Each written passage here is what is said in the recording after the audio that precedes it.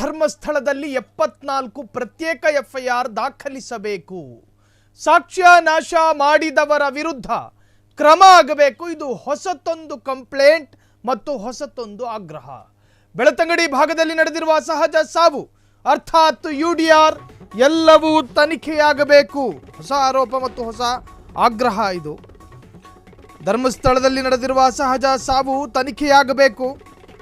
ಸಾಕ್ಷ್ಯ ನಾಶ ಮಾಡಿದವರ ವಿರುದ್ಧ ಕಠಿಣ ಕ್ರಮಗಳಾಗಬೇಕು. ಸಾಕಷ್ಟು ಅಸಹಜ ಸಾವುಗಳಾಗಿದೆ, ಹಾಗಾಗಿ ಅದರ ತನಿಖೆಗಳಾಗಬೇಕು. ಪ್ರತ್ಯೇಕ ಎಫ್ಐಆರ್ ದಾಖಲಾಗಬೇಕು, ಒಂದೆರಡಲ್ಲ 74 ಪ್ರತ್ಯೇಕ ಎಫ್ಐಆರ್ ದಾಖಲಿಸಲು ನಿರ್ದೇಶನವನ್ನು ಕೋರಿ ಸೌಜನ್ಯ ತಾಯಿಯಿಂದ ಹೈಕೋರ್ಟ್ಗೆ PIL ಸಲ್ಲಿಕೆಯಾಗಿದೆ. ಪಬ್ಲಿಕ್ ಇಂಟ್ರೆಸ್ಟ್ ಲಿಟಿಗೇಷನ್ ಸಲ್ಲಿಕೆಯಾಗಿರುವಂತಹದ್ದು.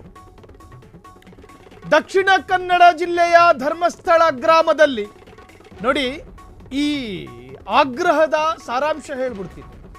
ದಕ್ಷಿಣ ಕನ್ನಡ ಜಿಲ್ಲೆಯ ಧರ್ಮಸ್ಥಳ ಗ್ರಾಮದಲ್ಲಿ 1990ರಿಂದ 2021 ನಡುವೆ ಸಂಭವಿಸಿದೆ ಎನ್ನಲಾದ ಅಸಹಜ ಸಾವು ಪ್ರಕರಣಗಳಲ್ಲಿ ಹೂತು ಹಾಕಲಾಗಿರುವ ಎನ್ನಲಾದ ಎಲ್ಲ 74 ಅನಾಥ ಶವಗಳಿಗೆ ಸಂಬಂಧಿಸಿದಂತೆ ಪ್ರತ್ಯೇಕ ಎಫ್ಐಆರ್ ದಾಖಲಿಸಿ ತನಿಖೆ ನಡೆಸಲು ವಿಶೇಷ ತನಿಖಾ ತಂಡಕ್ಕೆ ಅರ್ಥಾತ್ SIT ನಿರ್ದೇಶ ಮಾಡುವಂತೆ ಕೋರಿ ಹೈಕೋರ್ಟ್ಗೆ ಸಾರ್ವಜನಿಕ ಹಿತಾಸಕ್ತಿ ಅರ್ಜಿ PIL ಸಲ್ಲಿಕೆಯಾಗಿದೆ. ಅಂದರೆ ಈಗ ಹೆಣವುತ ಪ್ರಕರಣವನ್ನ ಇನ್ವೆಸ್ಟಿಗೇಟ್ ಮಾಡ್ತಿರೋದು SIT. ಅಲ್ಲಿ 1990ರಿಂದ ಹಿಡಿದು 2021 ಏನು ಅಸಹಜ ಸಾವು ಅಂತ ಹೇಳ್ತಾರೋ, UDR ಆಗದೆ ಹೂತು ಹಾಕಿರೋ ಪ್ರಕರಣಗಳೇನಿದಾವೋ ಒಂದೊಂದಕ್ಕೂ ಒಂದೊಂದು ಎಫ್ಐಆರ್ ದಾಖಲಾಗಬೇಕು ಅಂತ. ಈಗ SIT ಅವರು ಈ ಹಿಂದೆ ಏನು ಮಾಡಿದ್ರು ಅಂದರೆ, ಒಟ್ಟು ಅಸಹಜ ಸಾವಿಗೆ ಒಂದು FIR ಆಗ್ತಾ ಇದ್ರು. ಅವರು ಒಂದು FIR ಅನ್ನು ರಿಜಿಸ್ಟರ್ ಮಾಡ್ಕೊಂಡು ಅದರ ಆಧಾರದಲ್ಲಿ ತನಿಖೆ ಮಾಡ್ತಾ ಇದ್ರು. ಇದು ಹಂಗಲ್ಲ. ಈಗ 74 ಉದಾಹರಣೆಗೆ ಅಸಹಜ ಸಾವಾಗಿದ್ರೆ 74 FIR ಆಗಬೇಕು.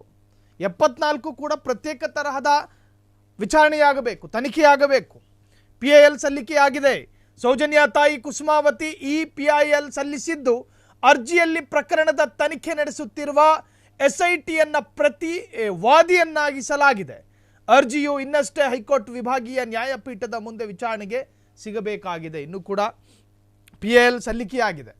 ಅದಿನ್ನು ಪೀಠಕ್ಕೆ ಹೋಗೋದಕ್ಕೂ ಒಂದಷ್ಟು ದಿವಸಗಳು ಆಗ್ತವೆ. ಹಾಗಾದರೆ ಈ ಅರ್ಜಿಯಲ್ಲೇನಿದೆ, ವಿಶೇಷವಾಗಿ ಏನು ಬರೆಯಲಾಗಿದೆ?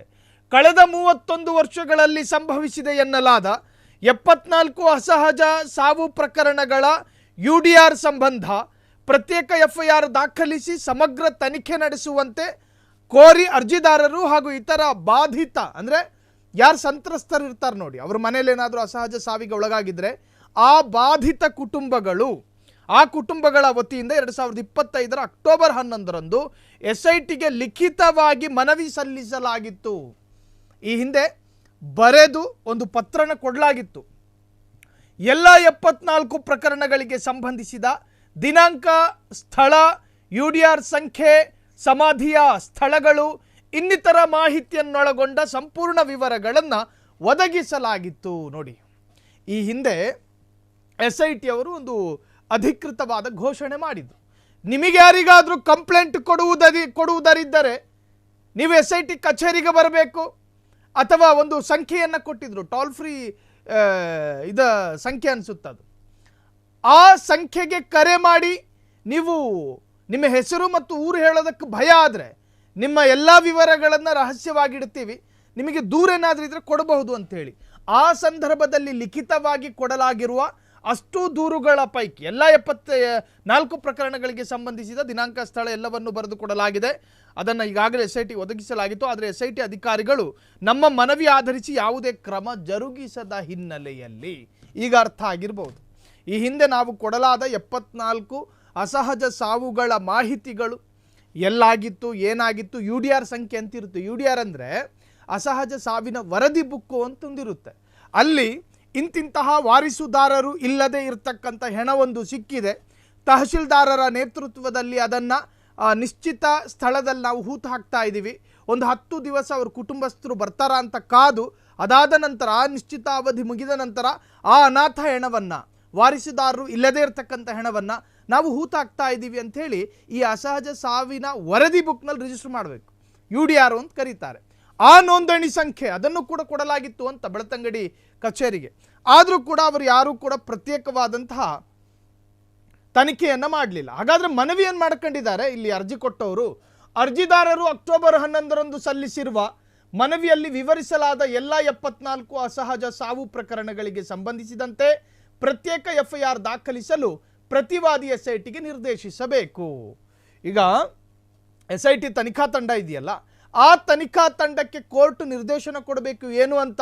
ಈ ಹಿಂದೆ ನಿಮಗೆ ಬರಲಾಗಿರುವ ಅಷ್ಟು 74 ಅಸಹಜ ಸಾವಿನ ದೂರೇನಿದಾವೋ ಅದಕ್ಕೆ ಪ್ರತ್ಯೇಕವಾದಂಥ FIR ದಾಖಲು ಮಾಡಿ ನೀವು ಅದರ ಪ್ರತ್ಯೇಕ ತನಿಖೆಗಳನ್ನು ಮಾಡಬೇಕು.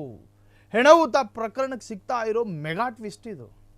ಇನ್ನೂ ಕೂಡ ಅದು ಪೀಠಕ್ಕೆ ಹೋಗಲಿಲ್ಲ. ಪೀಠದಲ್ಲಿ ಆ ಅರ್ಜಿ ವಿಚಾರಣೆ ಆಗುತ್ತೆ.